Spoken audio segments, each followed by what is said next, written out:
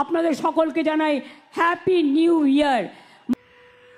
বছর শেষ হচ্ছে কি মজা, নতুন বছর শুরু হচ্ছে কি মজা। বছর শেষ হচ্ছে কি মজা, নতুন বছর শুরু হচ্ছে কি মজা।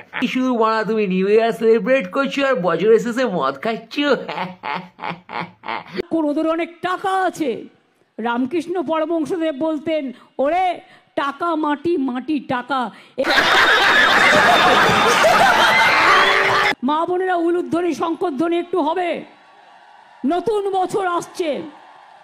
টিএমসি কি করছো বাড়া? তুমি নীলসা পড়ে লাগিয়েছো এখানে, তোমার রাজনৈতিক কেচ্ছা করার জন্য জীবন পেয়েছো। একটা বছর দিয়ে তুমি ভাষায় মারলে, পরের বছর কি করবে তুমি বুঝতে পারছো না তোমার জীবনের অর্থ? বছরটা চলে গেছে, পুলিশ ধরেনি তো আমাদের মাথাটা খারাপ হয়ে গেছে। না দুঃখেও মাথা খারাপ হয়।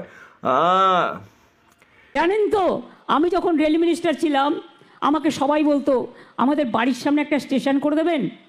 আমি বলতাম হ্যাঁ, লোকসভা থেকে রাজ্যসভা একটা স্টেশন করে দিলে আরও ভালো হয়।